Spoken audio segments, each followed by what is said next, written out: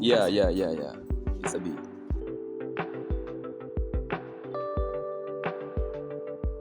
Isabi ni jina kama yalivyo majina mengine, lakini hiyo ni jina ambalo limekaa ni kifupi cha Isaya, kwa sababu mimi ni Isaya jina langu halisi. Lakini tukija kwenye shughuli ambazo tunazifanya, nimeona ni change tu jina la Isaya lipatikane kwa ufupi Isabi.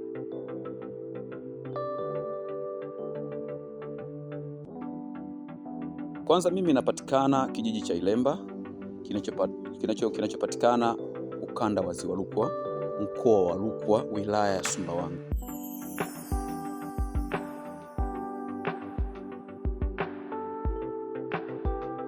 Bado niko Ilemba kwa sababu Ilemba mimi sifananishi kama kijiji ninachoishi. Nachukulia tu kama Ilemba ni kiwanda ambacho kimenidharisha, na mimi naendelea kudharisha bidhaa zangu ambazo watu wamekuwa wakizifuatilia na kuziona kwa mtaani.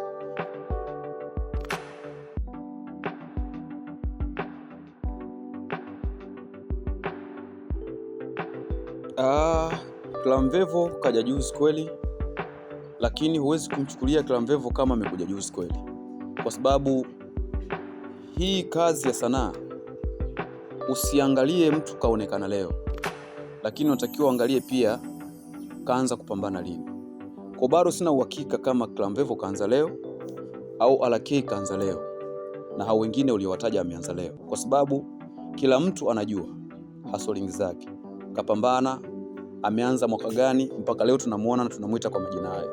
Isabi why, kwa nini yupo hapa, na ni kwa nini yeye hajawa speed kama wengine, na ni kwa nini kuna wakati mwingine anapoa. Nafikiri ndio vitu ambavyo umekuwa ukiviangazia au ndio vitu ambavyo umekuwa ukiviuliza upande wangu. Kupoa inategemeana na management ambayo niko nayo, umeona, kwa sababu haiwezekani kila siku utakuwa kwa location, kwa sababu location inahitaji budget, na management ambayo tuko nayo kwa sasa bado inahitaji kuwezesha kwa asilimia kubwa. Kwa hiyo ukiangalia hususan sanaa iliyopo sasa hivi ni sanaa ambayo inahitaji kupambana kweli kweli.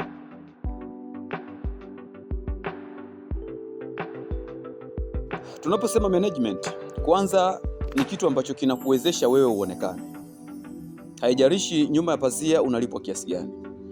Kuhusiana na hizo kelele unazosikia mara msanii huyu kalalamika management yake sijui namfanyia kitu gani, ni kuhusiana na wasanii wenyewe ambao wanataka kwenda spidi. Yaani wasanii wenyewe wanataka kutoka, wasanii wenyewe wanataka waifike katika kiwango cha mafanikio haraka kuliko management yenyewe.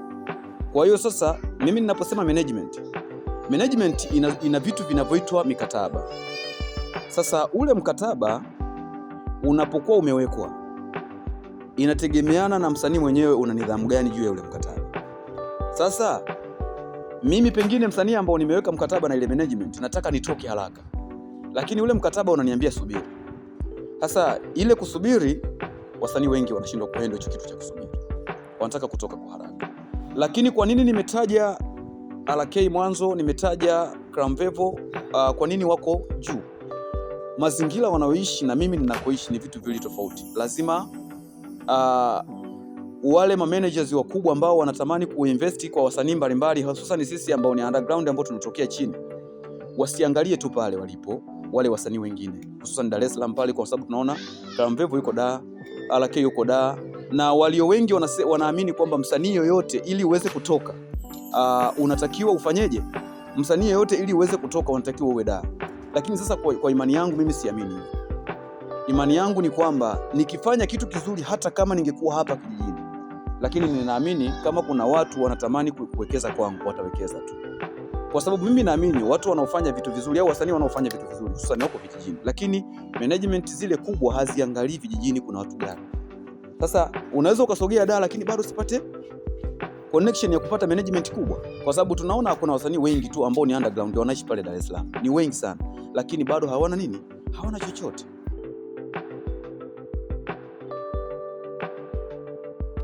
Nibaki kusema management ni siri. Huwezi jua mtu amechukuliwa ametengeneza mikataba kwenye management yoyote, anaweza kaeleza vitu kwa sababu ya kutaka kiki, lakini kiukweli huwezi jua yule mtu anaishi vipi ndani ya hiyo management. Kwa sababu mimi kama mimi Isabi niko hapa, niko chini ya director wangu David Hussein. Ukiangalia muonekano wake na mimi ni vitu viwili tofauti. Kwanza, huyu director wangu ni mdogo, mimi ni mtu mzima na nishaanza game kabla yake. Lakini kwa nini niko chini yake? Ni kwamba mimi nimekubaliana na yeye. Sasa kujua kwa nini mimi niko chini ya director mdogo kama yule, ni kwa sababu nimekubaliana naye. Sasa huwezi kuweka kila makubaliano naweka peupe, nimekubaliana naye hiki, nimekubaliana naye kile. Hapana, kwa sababu management ibaki kuwa management, Isabii abaki kuwa Isabii. Kwa mimi niko hapa kama msanii na ndio maana unaniuliza maswali.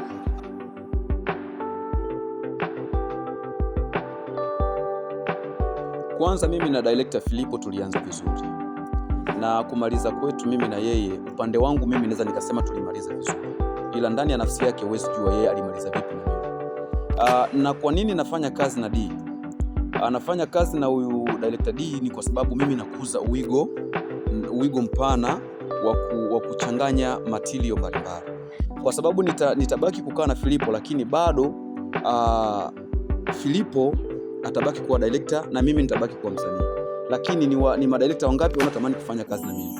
Lakini ninapoamua kusimama na mtu, kwa sababu ninachotaka mimi upande wangu ni kwamba director Philippo anatakiwa abaki na heshima yake kwamba amefanya kazi na mimi, na director D anatakiwa abaki kuwa na heshima yake kuwa aliwahi kufanya kazi na mimi.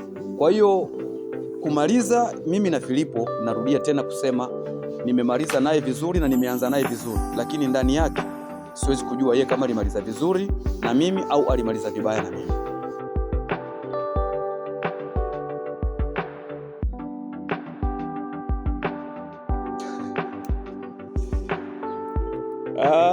Kuhusu biashara nje na kazi anayofanya ya kudirect kazi za video, vile ni vitu ambavyo vinaweza nikasema ni vitu ambavyo viko juu yake. Lakini binafsi siamini kama yuko chini ya biashara hizo za kuuza magari, kwa sababu biashara ya kuuza magari ni issue nyingine, na shughuli ya udirector nayo pia ni issue nyingine. Kwa hiyo kwanza mimi binafsi sijui kama anauza magari, kwa siwezi kujua na siwezi kutolea jambo lolote kuhusiana na hilo, kwa sababu biashara ya magari sijawahi kusikia akizungumza kuwa atakuja kuwa mfanyabiashara wa magari na atakuja kuuza magari. Lakini kama anafanya biashara ya magari, mimi niseme ishara, kwa sababu Mwenyezi Mungu Bwana anajua namna gani anavyoweza kuwafungulia watu njia.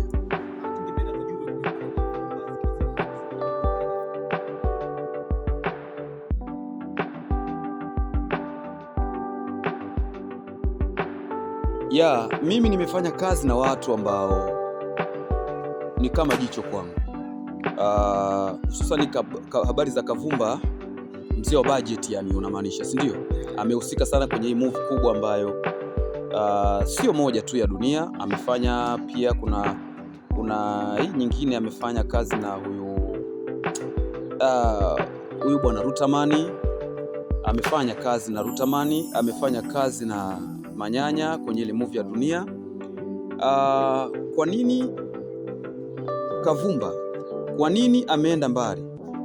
Ameenda mbali kwa sababu ni mtu ambaye ana fight. Kwanza yule mshikaji ni fighter, ni mtu ambaye anapambana, anaangalia yeye upande wake ni nini afanye ambacho kitakwenda kuteka hisia za Watanzania kwa asilimia kubwa. Mpaka sasa hilo yeye amefanikiwa.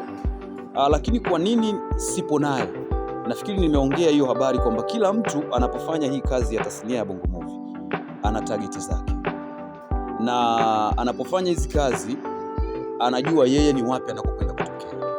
Kwa hiyo yeye kuwa Dar es Salaam, mimi kuwa huku, si kwamba mimi na yeye tumeachana. Mpaka sasa tunafanya mawasiliano na Suni atakuja. Inawezekana kumpigia simu, lakini Suni nimetoka kuongea naye, ameniambia yuko busy kidogo kwa sababu yuko anafanya project moja hivi ninavyozungumza, wako kambi, wako location, wanafanya, kuna movie inakuja sio muda mrefu ya yeye mwenyewe. Kwa hiyo nafikiri baadaye kama itakuwa iko poa, kama utafanya mahojiano, manake nitamwandaa sasa kwa bwana, leo nitafanya interview, lakini ninatamani nikupigie simu na ili watu wengine wajue kwamba, lakini silo tu, zipo kazi ambazo nimefanya naye. Ipo movie moja inaitwa Ngosha, ukienda YouTube pale, nitajaribu kufuatilia akaunti yake ambayo anaitumia kwa sasa hivi, kwa sababu ile akaunti ya zamani ilileta changamoto fulani, lakini kwa sasa kuna akaunti yake moja ambayo amekuja nayo. Mimi naamini ile Ngosha ukienda pale YouTube ipo. Ni movie moja nzuri ambayo nimefanya naye mimi mwenyewe katika mazingira haya ya Ilemba au Sumbawanga hii.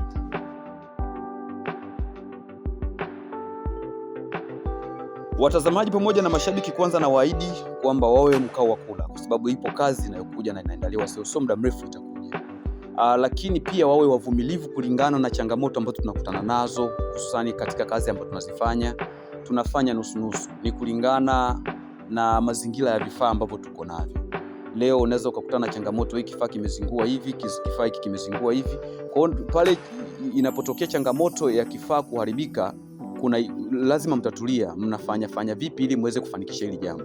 Lakini pale ambapo tunakifanikisha, ndo hapo ambapo wanaona zile kazi tunaendelea kufanyaje, tunaendelea kuzifanya. Kwa hiyo watazamaji pamoja na mashabiki wawe wapole, wasianze kuhukumu. Kwa nini? Kwa sababu changamoto ambayo tunapitia sisi kama wasanii ni kubwa sana, kwa sababu hivi vifaa tunavitumia kwa nguvu zetu sisi wenyewe, tunanunua kwa gharama zetu sisi wenyewe, na si kwamba kuna namna ambayo serikali imeingiza mkono wake au wafanyabiashara ambao wako katika maeneo hayo wameingiza mkono wao.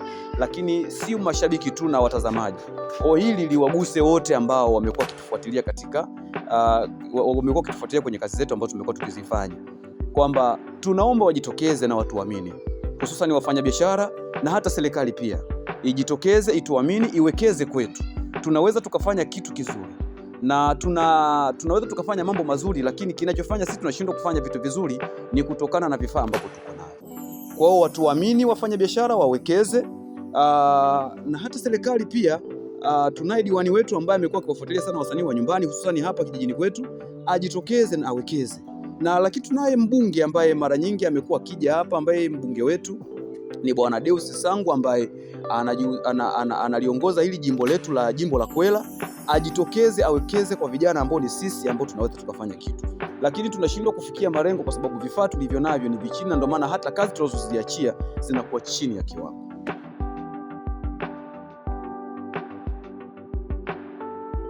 Kwanza mimi niseme hatuwezi kupata kiongozi kama yule, kwa sababu yule ni kiongozi wa mfano.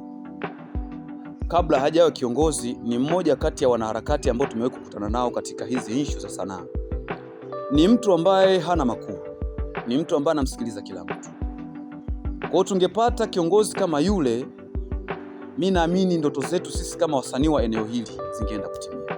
Lakini ni kwa nini? Ni kulingana na nafasi aliyonayo. Ni mwenyekiti wa kijiji.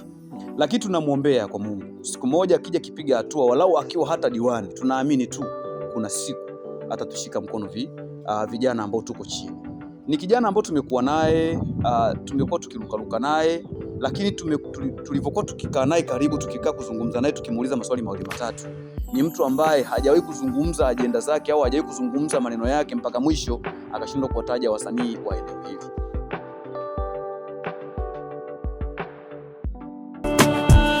Umeniteka kila kona, umeninasa kata, nikiomba mechi unanipa mazima na ramata. Kwa bahati nzuri girl, mapenzi yanaishi hapa, sikupi nusu, we chukua, umesikia dada? Nitakuosha, nitakuzuza mpaka kwenye miguu, ukisikia ndichi in short welcome to. Umenishika ndevu zuzu, roho yangu juju, cause when fire kurikatabu. Sikia, umenipata, jisifie sasa kwa sifa ulizo nazo, nafungua champagne kila zone, ni wewe tu nawasha cafe nyumbani. When fundi jenga kwako mwiko umejazika, mabosi wote oh my god, call me anytime my baby girl, so take care girl, take care girl. Yes I be. Close your eyes when I close my eyes, pose na me when I'm opposed to me. Machozi ya nini sasa, machozi ya nini? Nikuite mami nawe unite dadi, wako nimezama, yani hadi naogopa, wako nimezama, kudanganywa staki naogopa, wako nimezama.